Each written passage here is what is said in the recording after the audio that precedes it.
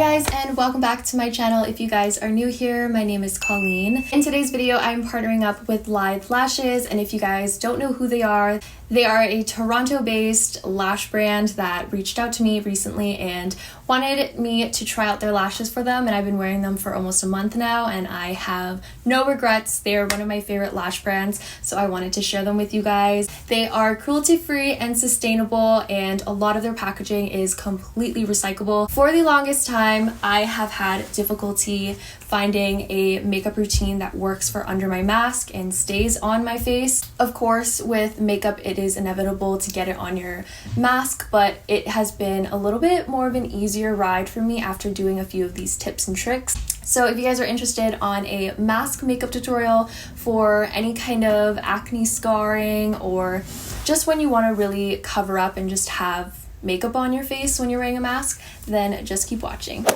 Starting off with a clean base, I'm just using a mattifying moisturizer from Laboratorios. I'll find a link for you guys and I'll link it in the description box, but it has salicylic acid in it, which will help with any kind of maskne you might have. Then, because of the salicylic acid, I'm going in with a sunscreen. This is the Supergoop Unseen Sunscreen, and it has a smoothing effect on the skin for when you put your makeup on. Here, I'm just going in with my regular brow routine. I'm using the Got To Be glue. Then I'm just filling it in a little bit with some brow pencil.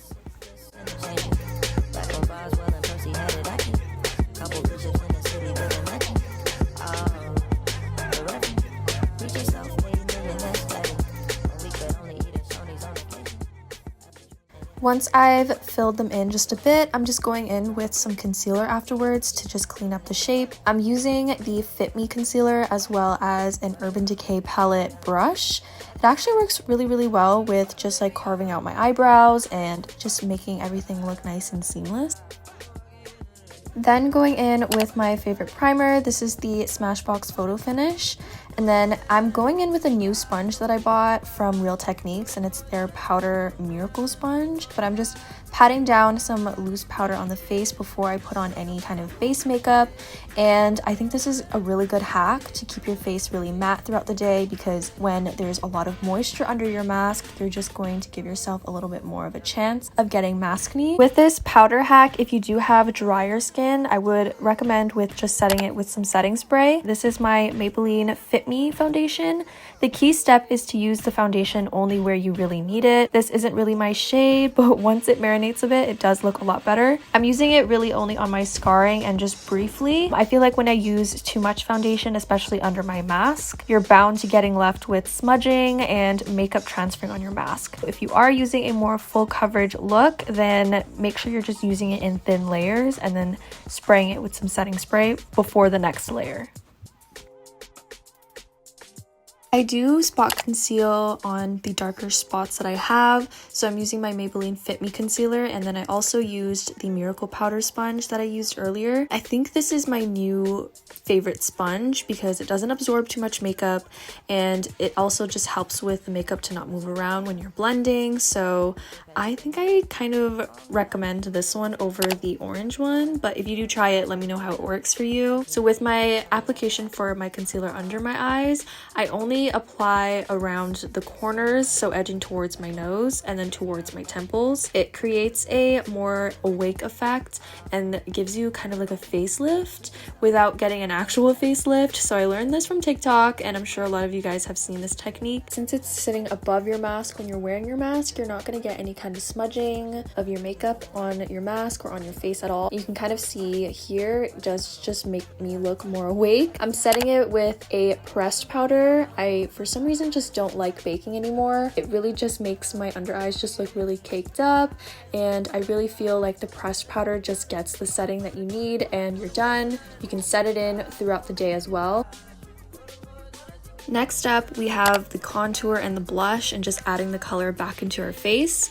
So I always like to apply it above your mask line.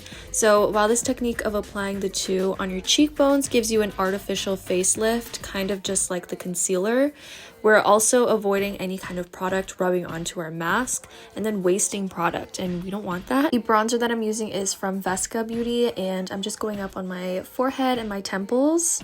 After that, I'm going in with the same bronzer, and I'm using the Urban Decay brush that's a little bit more tapered and just defining my nose a little bit, and kind of just gives a slimmer nose.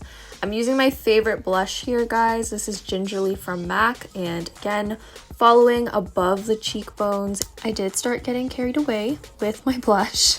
I started putting it under around my eyes, but it's just because I love blush. So don't be afraid to put more than you want, because blush is always the first product to just diminish on your face. You can also finish up the look with some setting spray. I really like the Morphe setting spray as well as the NYX matte finish. You can kind of see here with an example of the mask, your blush, your bronzer is still there. Next up for the eyes, I like to keep it really natural just because I don't know how to use eyeshadow. I am just gonna go ahead and curl my eyelashes, and I'm using the Lithe curler, and I'm obsessed with it because look how pretty it is, and it also just leaves a very nice curl, and I feel like I have eyelashes when I curl my lashes. So if you're interested, I'll link it in the description box for you guys. I'm following up with some brown eyeliner to give that more fuller lash effect, and then just some of my mascara, which is the Lash Telescopic and Waterproof. So now that our base is ready and complete for our mask, as I said earlier in the beginning of the video, this video is sponsored by Lithe Lashes, and I am obsessed with Lithe Lashes. They have just changed the game for me, because for the longest time I felt like I never had the perfect lash that I wore every single day. I wanted to show you guys how you can just enhance and add more definition to your eyes, because when we wear our masks, the only thing that we really see are our eyes and our eyebrows, or anything above. As you guys can see clearly, it's a little bit lacking in the eye department, and I personally don't really like to wear eyeshadow. So adding the eyelashes just really does make a very big difference in your face. So they sent over their entire line for me to try out, but I have a few of my favorites, which I'll show you guys in a second. I wanted to show you guys the difference in the minimal, the volume, and the classic lash collection, because they have 3 different selections that you guys can choose from, and I think that's so amazing, because that means that everybody can have their own little lash that they use every single day. So I'm going to show you guys a lash dedicated for a rounded eye from each of the collections. That way you guys can kind of see the difference in each of the collections. The first one I'm showing you guys is the number 2, which is from the Minimal. It is the Everyday Round, and I think this one is so nice and classic and so beautiful. Number 4, which is the Ultra Long and Graceful lash. It's also for a rounded eye, and I think this one has a more wispier look. I think Minimal and Classic have a pretty similar vibe, but you can definitely see the difference, because I feel like Classic has more of a wispier look. And then the Full Volume, number 7, is again a rounded eye, and this one, of course, it's just a full and 3-dimensional shape. It's a super fluffy eyelash, and I definitely think you really love the lash coverage when you get your lashes done, when you get like lash extensions. This one's probably going to duplicate that super well. Lithe Lashes also has their own tools, so I showed you guys me using their full lash curler, and then they also have one that is for your inner corners, your outer corners, just those very stubborn pieces. This is going to be the one for you. I'm also going to use their applicator, so this is just their lash applicator. It also says Lithe on the end here, and I think that's so beautiful. Normally I use the Quickset Duo Glue, which is really nice. I like that it's a dark one, but we will see. This is my first time using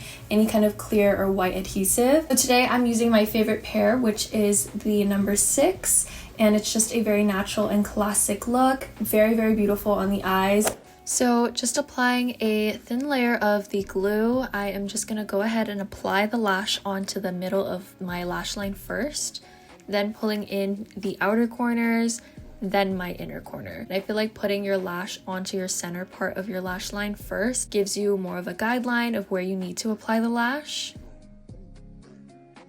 One thing that I learned from TikTok is you kind of have to tug on your eyelid and just press them down into the lash band, and it kind of just hides the band a little bit.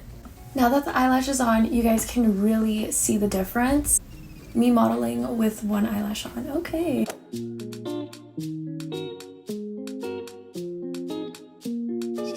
Alright guys, so this is what the eyelashes look completely on the eye, and I think just looks so beautiful and I feel very confident in them. I also have a discount code for you guys in the description box, so you guys can go and check that out, and I'll also link the website that has all of these styles that you can choose from. But my thoughts on these, they're so lightweight. I've worn them to work a couple of times and they have not itched my eyes. I never felt like they were too heavy, and they just stayed in place for my entire shift, which I think is very, very important. It does wear a lot better after the first or second wear. And thank you so much to the Lithe team for partnering up with me for this video. I'm so grateful for this opportunity. I hope this video was somewhat helpful for you guys. This is a very basic and neutral look that I think a lot of people can recreate, and thank you so much for watching. You guys can try out some of my tips and tricks and tell me how it goes. It works for me. I hope it does for you as well. If you guys have any other tips for wearing makeup under masks, leave them in the comments down below. I'm sure other viewers and myself would love to know other hacks. Make sure you guys are subscribing to my channel to be notified whenever I make a new video, and